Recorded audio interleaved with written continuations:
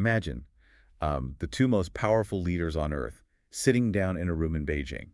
And, it's not to negotiate world peace. Right. Definitely not that. Yeah, and not to figure out how to be allies either.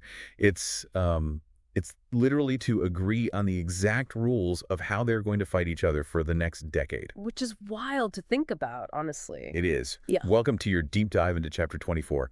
We are jumping right in, no filler, stripping down the diplomatic event that really defines the modern geopolitical chessboard. Yeah. I mean, the meeting between Donald Trump and Xi Jinping on May 14th and 15th, 2026. Yeah, and if you are preparing to analyze the international order, this is the trigger event you absolutely need to master Exactly. because it really is the anchor point for the current decade. But, to understand the May 2026 Beijing summit, Right. we have to map out the environment that forced it to happen in the first It place. didn't just meet in a vacuum. Exactly. They sat down right in the middle of frankly, a burning global landscape. I mean, you have the ongoing Iran conflict, which is threatening energy markets. You've got military tensions spiking around Taiwan. Plus the whole cutthroat technological war. Yes, and a deeply fractured global economy. So the mission for us today is to track the cause and effect chain of this summit for you. We need to move from geopolitics into the economy, over to regional security, and finally look at the domestic impact. Specifically, how this shapes India's strategic balancing act, right? Exactly. That's the core focus. Okay, so let's start with the geopolitical reality, because the big takeaway from the source material is that the U.S. and China are seeking, quote, stabilization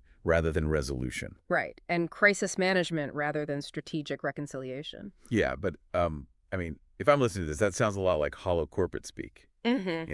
What does managed rivalry actually mean in practice? Well, think about the difference between putting out a fire and, say, agreeing to build a fire break. Both Washington and Beijing acknowledge that their strategic competition is structural. Meaning it's just baked into the system. Exactly. It's baked in and it's going to last for decades. But their immediate overriding motivation is to prevent an uncontrolled military confrontation. Because a total systemic breakdown like between the world's two largest economic and military powers wouldn't just hurt them. Right, it would collapse global supply chains completely. Yeah, vaporize trillions of dollars in market value, shatter international security. I mean, they're mutually motivated by the fear of just an uncontained catastrophe. I'm struggling with that a bit, though. Like, if all the core disputes, who controls the Indo-Pacific, who dominates AI, the status of Taiwan, if all of that remains totally unresolved, isn't a summit like this just a highly choreographed photo op? I see why you'd say that, yeah. Because to me, it feels like two rival heavyweight boxers agreeing to reinforce the ropes of the ring. So they don't destroy the entire arena while they fight. They are still totally planning to beat each other to a pulp. That analogy holds up really well, actually. But let's take it a step further. Reinforcing the ring isn't just about protecting the arena. It's about making sure neither boxer accidentally brings a knife into the ring because they got spooked in the dark. Oh, wow. Okay, yeah. Right. In international relations, establishing a baseline of communication prevents a localized miscalculation. Say, two fighter jets clipping wings over the South China Sea. Which could easily spiral into World War III. Exactly. The structural rivalry is untouched. Core disagreements over, military balance and supply chain dominance, they weren't solved in Beijing, but they agreed on the parameters of competitive coexistence. Okay, which brings us to our first active recall check. If you are listening right now and taking notes, you need to lock in those exact phrases: managed rivalry and competitive coexistence. Yes, underline those. Because if you are asked to define the baseline of the U.S.-China relationship post-May 2026, those are the terms that show you actually understand the framework. And once you have that framework, you can see how it bleeds into literally everything else. Because if the physical military battlefield is frozen through this crisis management, all of that aggressive, competitive energy has to go somewhere. Right, it gets pushed directly into the economic sphere. Let's Let's follow that cause and effect chain into the trade security linkage. do it. Because the source material highlights that the economic dialogue at this summit was incredibly narrow, focused mainly on, trade stability, agriculture, and rare earths. But the paradigm shift here is massive. It's huge. We are looking at a world where economic security is literally national security. Yeah. It is the most critical transition of our time, really. We're living through the outright weaponization of trade. When you look at semiconductor export controls, the scramble for rare earth minerals, AI restrictions, you cannot view them as traditional trade disputes over tariffs anymore. No, not at all. They are the central instruments of warfare in the 21st century. So if you're listening and wondering, why should I care about semiconductor controls? Think about it like the human body. That's a good way to look at it. Restricting access to advanced microchips isn't just injuring a limb, it's cutting off oxygen to the brain.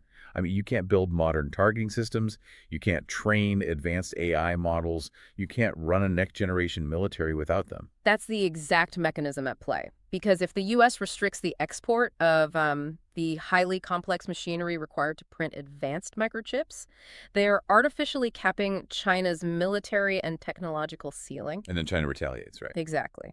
In retaliation, China restricts the export of critical raw materials, like gallium, germanium, rare earths. Things the U.S. absolutely needs to build green technology and defense systems. Wow. So when the U.S. and China sit down to discuss supply chains, they are quite literally discussing their national defense architectures. Technology dependence is now viewed by both sides as an unacceptable strategic vulnerability. Okay, so we have this intense structural rivalry in technology. They are actively trying to kneecap each other's tech sectors. But then I look at the security implications outlined in the material for West Asia, and suddenly they are holding hands. Yeah, it's a wild contrast. The Iran conflict and maritime security in the Strait of Hormuz were major talking points where they found common ground. I have to admit, I'm confused. How can they be locked in a tech war, but cooperating in the Middle East? It seems contradictory until you look at the mechanics of global energy. It all comes down to mutual vulnerability. Look at the geography of the Strait of Hormuz. Right? It's a 21-mile wide choke point. Very narrow. Right. And China is the world's largest oil importer. A massive percentage of its energy supply flows from the Gulf right through that strait. If a wider conflict involving Iran shuts down that waterway, China's economy grinds to a halt in a matter of weeks. Because they don't have the domestic energy reserves to survive a prolonged closure. Exactly. And the U.S. side of the equation, I mean, they aren't as dependent on Middle Eastern oil anymore. Yeah. Right? Well, they aren't as dependent on the physical oil for their own consumption, no. But the U.S. has deep, long-standing security commitments in the region, and they underwrite the security of global sea lanes. And, more importantly, a massive shock to the global energy market would cause catastrophic inflation, which hits the U.S. economy hard and threatens the stability of the entire global financial system. So you have a situation where instability in West Asia threatens the fundamental economic survival of both nations. Exactly. That shared vulnerability forces temporary cooperation to prevent regional escalation. But contrast that forced cooperation in West Asia with the situation in Taiwan. I mean, the dynamic flips completely. Completely. Taiwan is the geographic and technological center of gravity for their structural rivalry. It sits squarely in the first island chain, making it crucial for military dominance in the Indo-Pacific. And it's the global hub for advanced semiconductor manufacturing. Exactly. And the May 2026 summit produced absolutely zero policy changes regarding Taiwan. I mean, while diplomatic smiles in Beijing might temporarily lower the temperature, the military buildup, the naval exercises, Strategic signaling around the Taiwan Strait. all of it, it's going to continue unabated. Notice the cause-effect chain we are building here for you. Energy security and the geographic choke point of the Strait of Hormuz force temporary cooperation. Meanwhile, the quest for technology dominance and the strategic geography of Taiwan force structural rivalry. It's a dual dynamic. Right. And that dual dynamic cooperating where necessary, competing everywhere else, is what is fundamentally driving global fragmentation. Let's look at the institutional implications, because the Beijing summit essentially cemented a fragmented, multipolar world order. So we are not going back to the Cold War, where the world was sliced neatly into a U.S. bloc and a Soviet bloc. No, definitely not. Because if I'm a country in the global south, I'm looking at the U.S. and China and saying, I am absolutely not picking just one of you. I need tech from one and security from the other. It must be exhausting to navigate. It is a high-wire act, and the administrative term for that act is multi-alignment. Nations are pursuing selective, issue-based cooperation driven purely by their own national interests. They refuse to pledge exclusive allegiance to either Washington or Beijing. Let's make that concrete with a real-world example, moving into the domestic impact and India's response. Yeah. Multi-alignment means India might conduct highly integrated joint naval exercises with the U.S. Navy in the Indo-Pacific on a Tuesday, Right?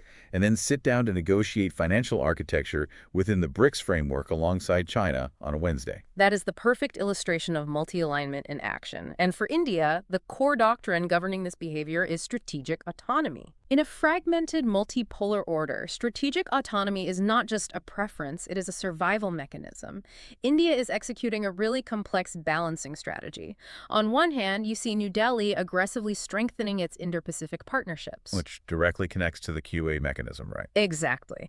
Deepening security ties with the US, Japan, and Australia to ensure a free and open maritime environment, which serves as a necessary counterweight to China's regional assertiveness. But at the same time, they aren't cutting ties with Beijing. I mean, they are actively managing that incredibly complex border dispute and maintaining a massive trade relationship where necessary. Right, but diplomacy is only half the equation here. The source material heavily emphasizes that this external geopolitical pressure is directly accelerating India's internal policies. Like defense modernization and the push for supply chain resilience. Precisely. Let's drill into that, actually, because it's easy to just list those as buzzwords. Why isn't domestic economic policy suddenly a geopolitical imperative? Because of what we established earlier, economic security is national security. If global supply chains are being weaponized, technological dependence is a lethal vulnerability. Yeah. If a crisis erupts in the South China Sea and trade routes freeze, India's defense manufacturing and tech sectors cannot afford to shut down. Therefore, the drive for technological self-reliance must be explicitly framed as the realization of Atmanirbhar Bharat. I see. Becoming self-reliant in critical technologies, securing independent access to rare earths, building indigenous defense manufacturing, that is how India physically insulates its strategic autonomy from global shocks. Okay, so we've walked through the mechanics of the geopolitics, the economy, regional security, and India's domestic response. Let's pull this together and construct the exam answer frameworks to the listener. Sounds good. We're going to do this conversationally, but logically. If I am sitting in an exam room tomorrow, and I have 150 words to evaluate the May 2026 Trump-Xi summit, what are the 3 distinct beats I absolutely must hit? Think of it in 3 sharp bullets. First, your intro bullet. Anchor the event. State that the May 2026 Beijing summit formalized a framework of competitive coexistence and managed rivalry between the US and China. Okay, got it. And the second bullet? Second is your body bullet. You must highlight the dual dynamic. Show you understand the nuance by contrasting their forced cooperation on West Asian energy security against their structural, unyielding rivalry over Taiwan and semiconductor supply chains. Brilliant. And the final bullet? Third, your conclusion bullet. Connect it to the broader world. State that this dynamic accelerates a fragmented multipolar order, forcing nations like India to reinforce their strategic autonomy through multi-alignment and Atmanirbhar Bharat. That is incredibly tight. Right. It proves you understand not just what happened, but why it matters globally. But what if the prompt requires a deeper analysis? Let's build out the 250-word formal structure. How do I organize the intro, body, and conclusion to really show depth? For a 250-word analysis, your introduction needs to quickly set the beginning landscape. Contextualize the May 14-15 summit amid the Iran conflict and the tech wars, and explicitly define the goal as crisis management. Okay, then for body paragraph 1. Focus purely on economics and tech. Detail the weaponization of supply chains, the mechanics of semiconductor controls, and the scramble for rare earths. Make the thesis of this paragraph clear. Economic security has become indistinguishable from national security. Got it. Then body paragraph 2 shifts the focus to security and geopolitics, right? This is where I would contrast the regional flashpoints. Like, I'd position Taiwan as the unresolved friction point driving military competition in the Indo-Pacific, and contrast it directly with the Strait of Hormuz, where their mutual vulnerability to energy shocks forces them to prevent escalation. Perfect, yes. Then body paragraph 3 is where you bring it home to the domestic impact and India's strategy. Okay, so discussing multi-alignment. Exactly.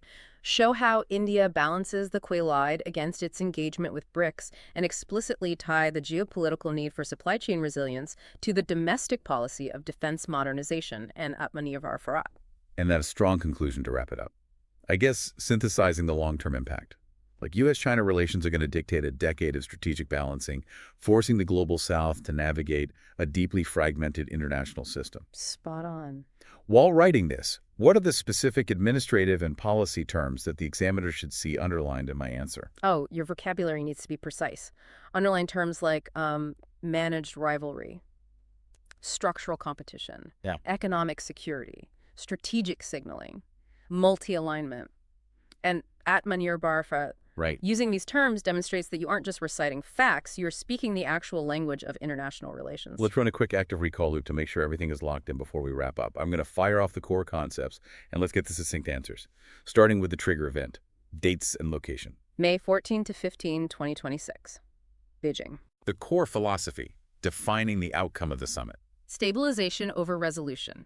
Establishing competitive coexistence to prevent catastrophic conflict. The key geographies demonstrating the dual dynamic of cooperation versus competition. The Strait of Hormuz represents forced cooperation due to mutual energy vulnerability. Taiwan represents structural military competition and strategic signaling. And India's core strategic doctrine in response to this multipolar fragmentation. Strategic autonomy, executed externally through multi-alignment like balancing the Quad and BRICS, and internally through defense modernization and technological self-reliance. Let's walk through that overarching cause and effect flow one last time for the final revision capsule. How does it all connect? It is a single continuous chain, geopolitics. The U.S. and China recognize mutually assured economic destruction, leading them to freeze the military battlefield into a managed rivalry. Which bleeds into the economy. Right. Because they can't fight militarily, trade and tech are weaponized, making economic security the new national security. This dictates global security, forcing cooperation in energy-dependent West Asia, while military friction calcifies around the tech-heavy First Island chain and Taiwan. And finally, the domestic impact. Yes. It forces nations like India to accelerate internal self-reliance and navigate a fragmented global order through strategic multi-alignment. That is a complete strategic picture. We have unpacked the mechanisms behind the summit, mapped the geopolitical chessboard, and given you the frameworks to write about it with authority. But before you step away from this deep dive, I want to leave you with a final thought to mull over, something that pushes beyond the immediate source material.